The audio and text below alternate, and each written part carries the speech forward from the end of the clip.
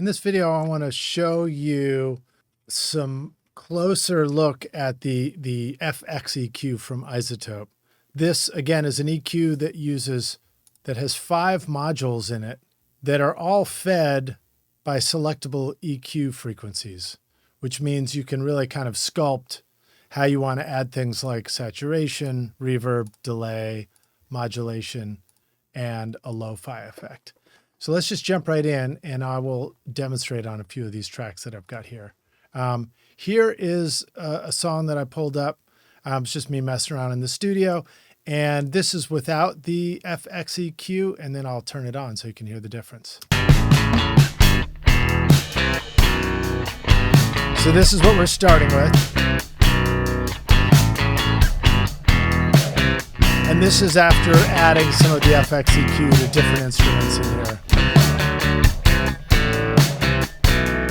So let me go in and break it down for you and show you what it does on some of these things.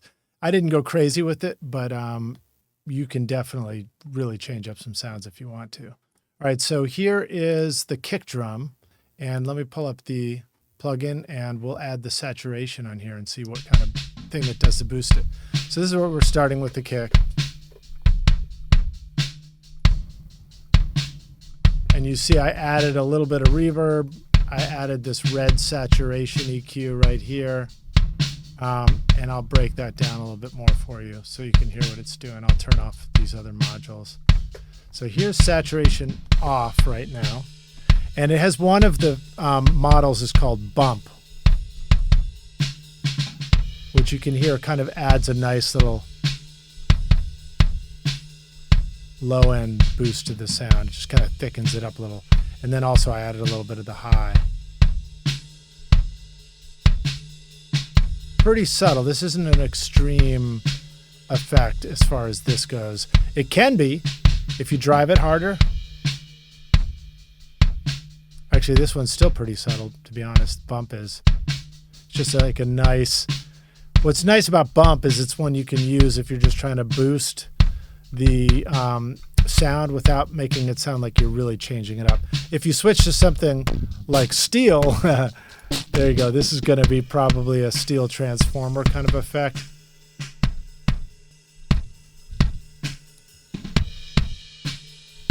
And if you boost it, you really hear it going crazy. And then here is corrode. So that's meant to be more of an extreme kind of sound.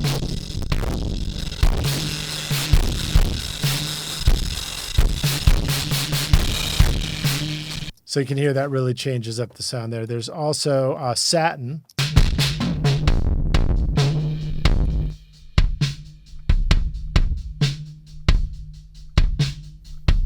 And again, off, on. So this is meant to be a pretty quick way because you've got 5 effects in one with the EQ. You can sculpt them and you can put it on a single effect slot in Pro Tools and it's not going to take up 5 slots if you wanted to use more effects. So it's kind of a quick way to get to a sound. Here's the 4X button. This is 4 times over sampling.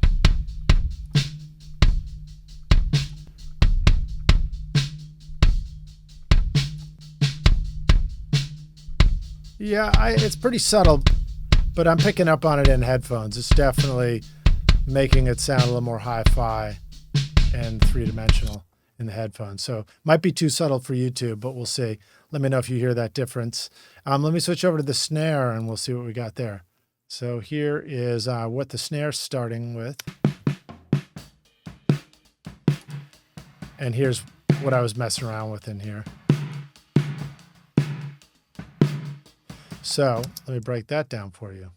We'll turn all these guys off and bring them in one by one. So here's the saturation, snare without. Whoops, let me make sure this is off too. And then I'll turn on saturate. Again, fairly subtle. I'm using the bump feature. I can turn up the drive more. And we'll turn it off. But one cool thing you'll notice is with the EQ, you can zone in on where the fundamental tone of the snare is. Here, I'll play it again. See how this bump right there? See when the snare hits, it jumps up to there. That's the fundamental of this snare. That's 150 hertz or somewhere. That's really where you hear the body of that snare. And if you put the EQ there, you can really kind of highlight it in. Here, I'll narrow it down a little bit. Oh, this is cool. If you just hover with the mouse and you do the scroll wheel, you can actually change the EQ curve or the Q right there. So that's turning it on. I'll change this curve and widen it. All right, so then let me go to the reverb, or we'll just leave this in. Let's turn the reverb on so you can hear what it's doing. Here's with reverb off and reverb on. So you can kind of do a cool thing. I've got the chamber setting here. I've got pre-delay and decay. We'll mess around with those and see what we get. Here's the hall setting.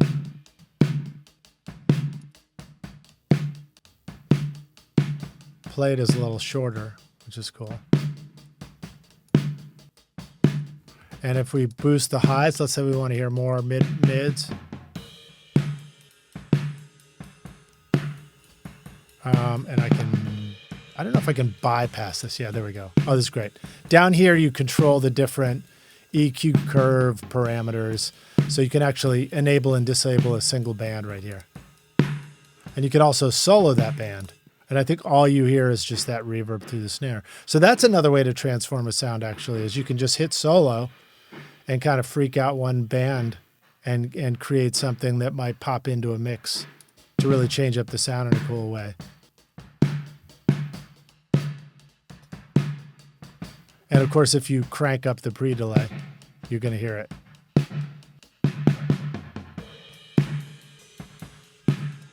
So let's put it right there for a minute. Let's see the delay. I don't think I added any delay to this, but you could if you want. And if you go ping pong, should give you a. I'm not getting too much stereo, so I don't know. Maybe it's not.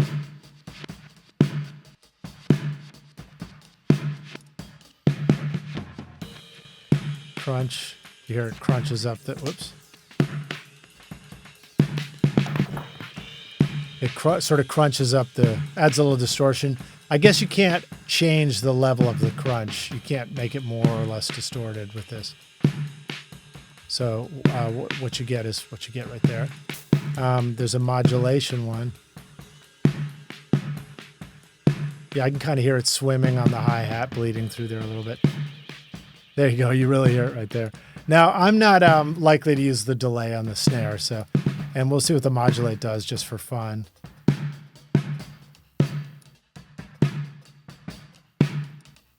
There's the flanger, the phaser, the doubler,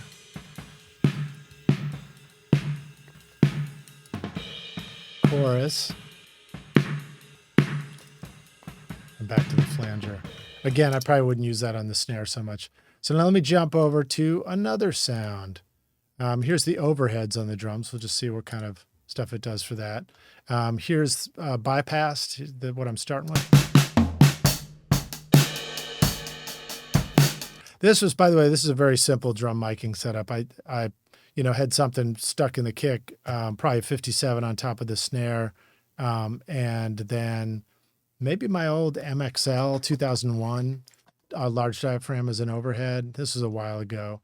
So I wasn't, I'm not going for a fancy like studio miking, more of a home studio quick run and gun setup for the drums. But anyway, here's what the overhead sounds like. And then here's with the effects EQ added. And I was just goofing with some of these sounds. So you can like pull back. The blue here is the reverb. And you can turn the saturation on and off. I don't think I added any saturation yet. Let's try that. Yeah, you can really hear how it starts to bring out. You notice that it doesn't like massively change the sound. At first I wondered about that, and now I'm realizing in a mix setting, it's kind of nice because you can just kind of subtly sculpt some of the stuff you're doing. And if you wanted to massively change it, you click on this effects only, and then you're not hearing the dry signal anymore. You're only hearing the wet signal. So that's what this is. So you hear that, right? Now you can really tell what you're doing. And if we turn effects only button off, you're going to hear the dry signal at the same time. And turn off the saturate. So that really does make a difference, especially if you find the frequency that is going to help you find what you're looking for. Let's try the 4X on this.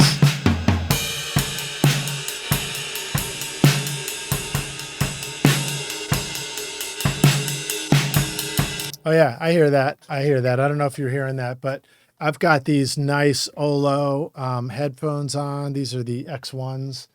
Yeah, and these things really reveal some of that finer detail. So when you've got good speakers, you can really hear that difference between the 4X and the regular. All right, cool. Let me jump to another instrument. Here's the bass. Let's see what the bass was doing. Here's the original bass track.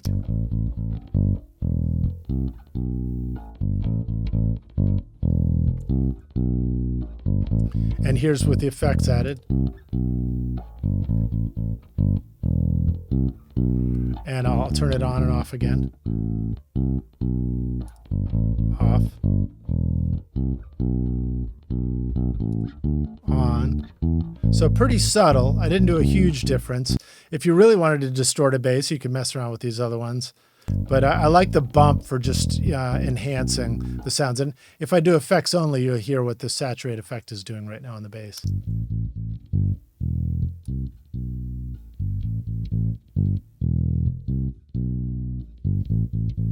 Yeah, so it's just adding that sound to this. If I wanted to, let's say I wanted to add a bunch more 1K or something like that.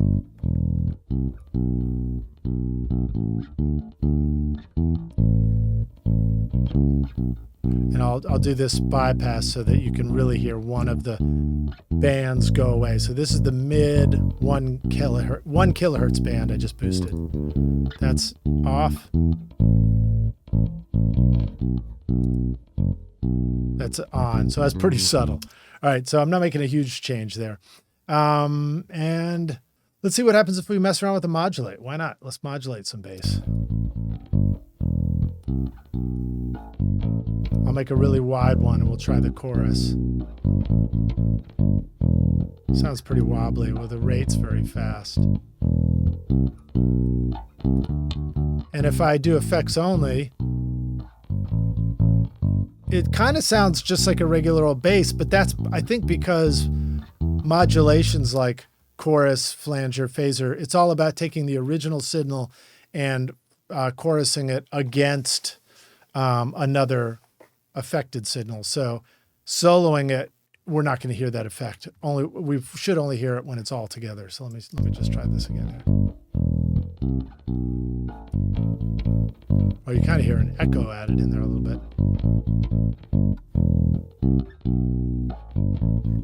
And let me turn the modulate off.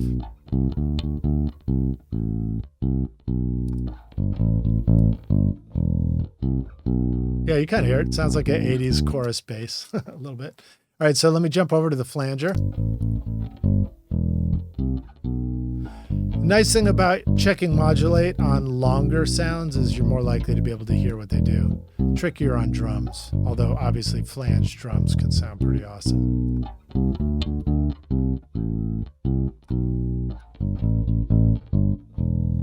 Let me see if I add some low. There you go. Now I'm really hearing that.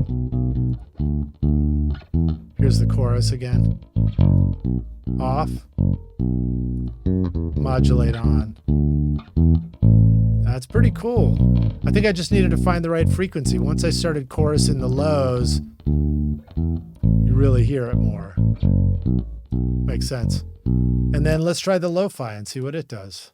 So lo-fi is off right now, and I'll turn it on. And then I have to boost this frequency here to start hearing it somewhere. And I don't honestly know what it's going to do. Sort of fuzzing out there. Also, this button up here, this limiter button, this is in case you think you're getting overs on the output, the limiter will limit your output. So if you boost a bunch of effects and it starts to go crazy and it's too hot at the output, the limiter will just kind of handle that.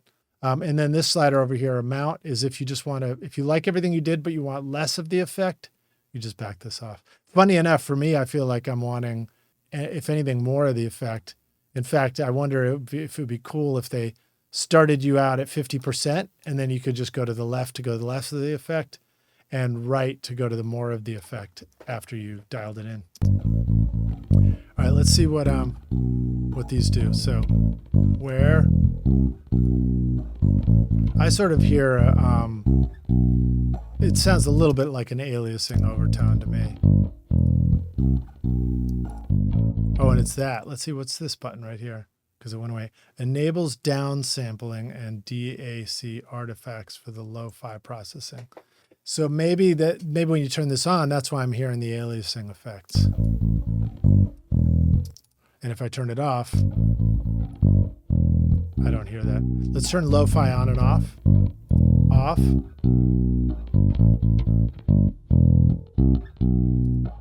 And on. Yeah, I'm definitely hearing something. I've got the where cranked out, or cranked up. Let's try the radio.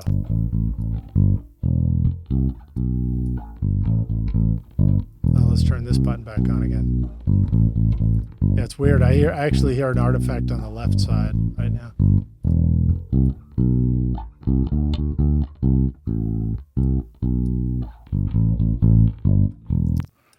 And tape. So I don't think lo-fi is meant to sound like you're going through tape.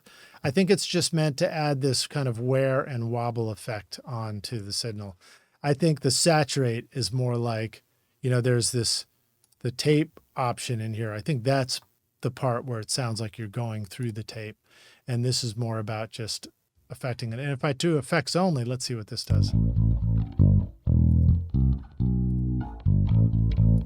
Again, pretty subtle on the lo-fi.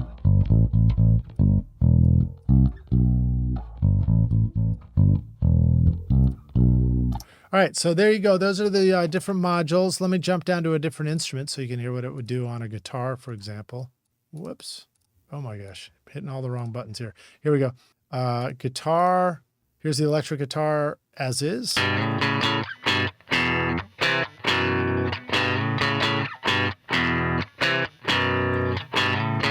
I'm sorry, let me turn off this compression.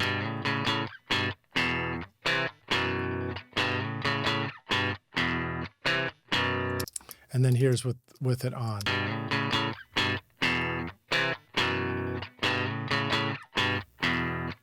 Again, I started with the bump, so it's not a big difference. But I'll turn it on and off so you can hear. Off. On.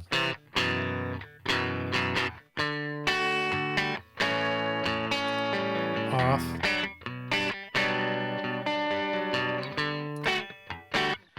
On.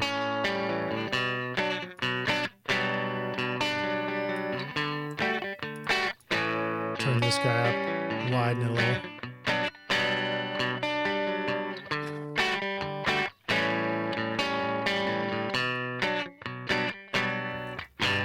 And let's try the reverb.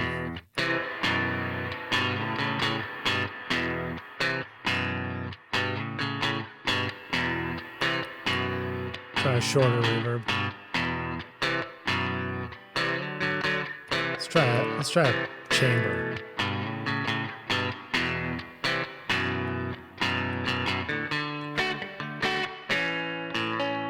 So again, if I turn down the EQ, you don't hear the reverb on there. But if I boost it up, you should hear it.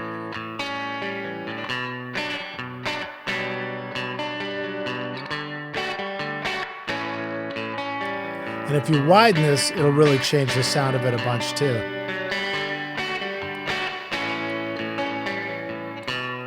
So you hear how this is nice because you can kind of add it in the range that you want. In other words, you can hear the guitar and its frequencies, but then you can kind of sneak in the reverb in a particular band where you want.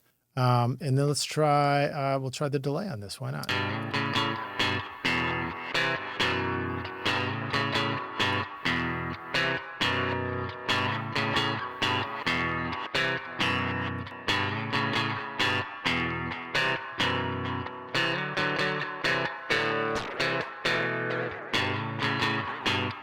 I'm flipping through the different ones. That's modulation.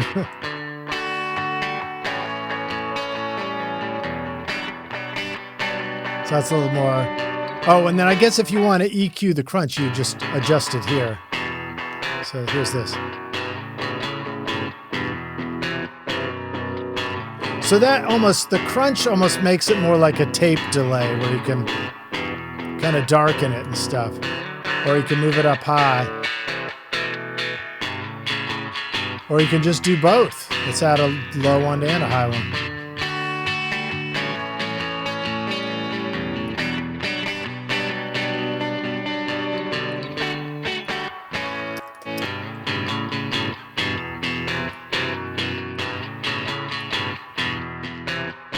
I'll turn this down a little bit so it's not totally getting in the way it sounds. And let's try the modulate.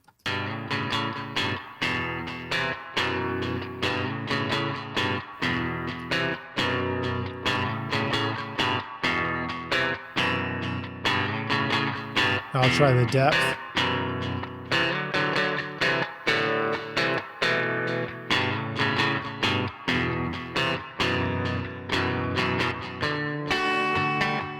Pretty subtle on this sound on the guitar. Oh, maybe the rate was up too high. Let's try chorus again with a slow rate.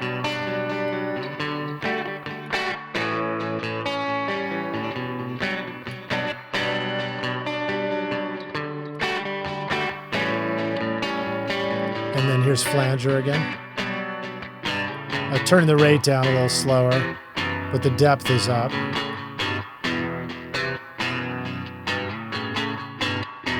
Yeah, I hear it more like when I do that.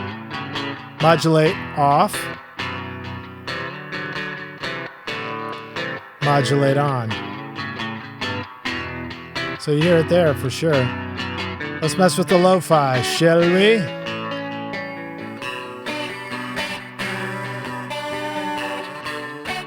And again, if we don't want the artifacty stuff, turn that button off. Lo-fi off. And on. It just kind of gives it that wobbly.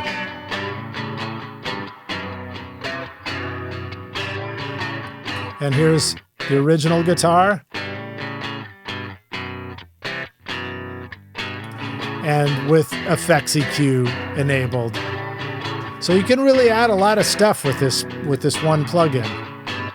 You can really change up stuff, you know, a lot. I'll turn this reverb down. All right, cool. And then I've got, I'll say I got one other instrument we can check out, a synth, which should give us a little bit of insight into more sustained sounds. Although I think it's kind of a plinky synth sound. Here's the original synth. So it's already stereo. It's already got some effects on it. That's just baked into the sound, which is fine. Now let's see what I did when I turned this on. I think I went pretty subtle. I think I just went for saturate. See if I could. And see how you notice the fundamentals of the sound notes here? So you could even do things like make 3 fundamentals. Let's try that and see what it does. Whoops. We're going to have to make a really narrow cue for that to work.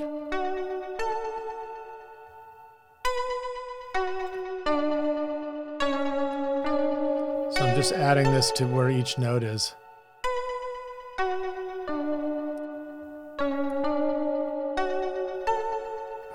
Again, narrow it way down. So you can see the 3 fundamental notes are here, here, and here. Whoops. Actually, there's more than 3.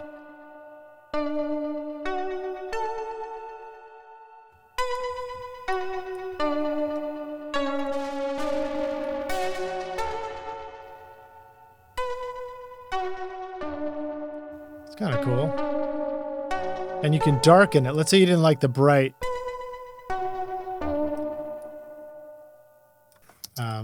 And corrode. And let's see which one. I think corrode is the one, or fold back is the one that gives you, I think, digital aliasing intentionally. Like lowering the sample rate.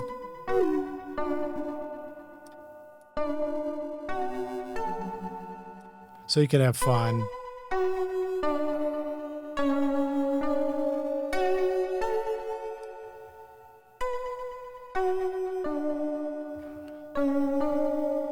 Let's try adding some reverb.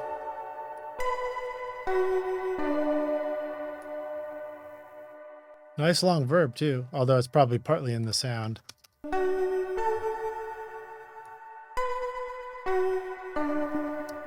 And then let me try, because that might be a little more aliasing than I want. I don't think that one was on, was it? Turn that one off. Let's try grit.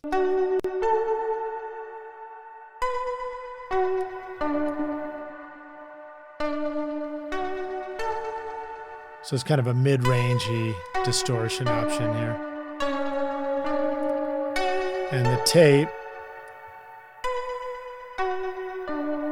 Of course, I'm doing this wacky EQ curve here, so it's probably always going to sound a little bit unusual.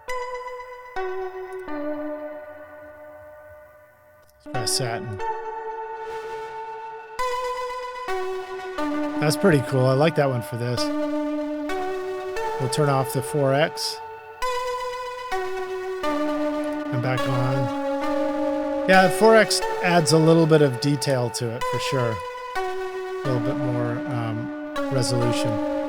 Now let's try some more delay and see what it does.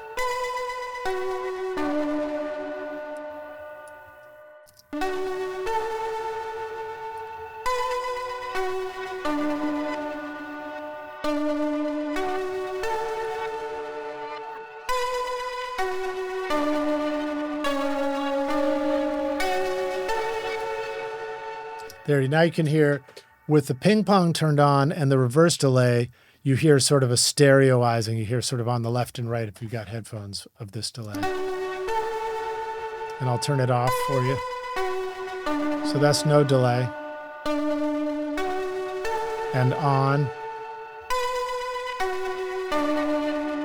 Kind of hear the backward swishing delay sneaking in.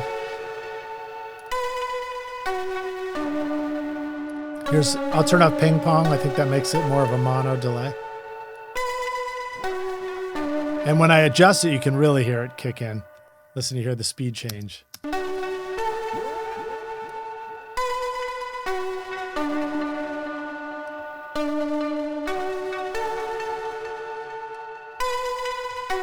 Let's see what happens if I narrow this guy too and bring it over to this. Actually, you know what? I'll point this out because all these different pieces of gear in the studio are really useful. Right now, I have the SSL UF8 right next to me, and it has a knob on it which you can put in focus mode. So I can also use the rotary wheel on my trackball, but sometimes it's nice to have this other knob on the UF8 for adjusting the cue point. Let's see what this does with the delay cue point, really sharp. Just like we did on the saturate.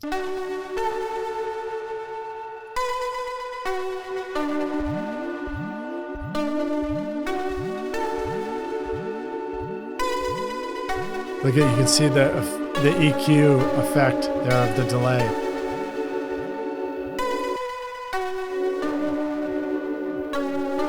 And again, I'll turn on the ping pong for stereo.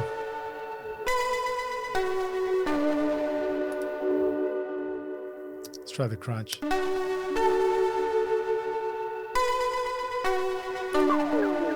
I'm going to turn off the note.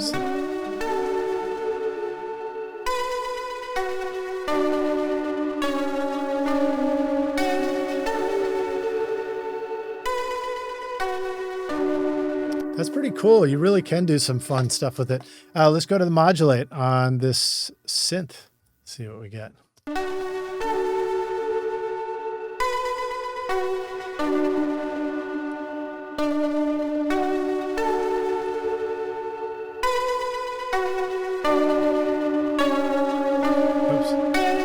always default to the rate being really high. I'm going to turn the rate down.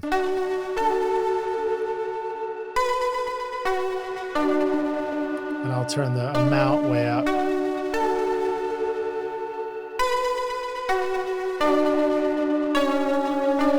All right, so again, here's what we started with.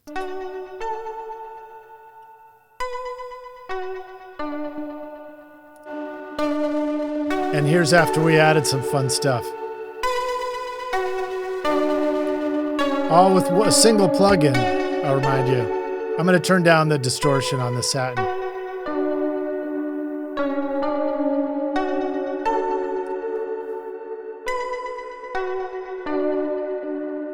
So that's pretty hip. Anyway, this is the Effects EQ from iZotope. It's out now. It's brand new.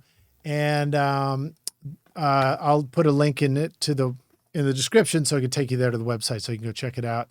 I think it might be on sale right now while I'm releasing this video. So go grab it if you want to, or grab a demo and check it out. And if you are interested in learning more about mixing and more about how to take your tracks from sounding like, you know, GarageBand demos to more of a professional mix, I have a free course called Mix Master Bundle, and I'll include a link in the description to that as well. So you can go get started for free now, either with the demo of this, or go buy it, or go take my course. All right. Or do all of the above. Thanks for watching. Cheers.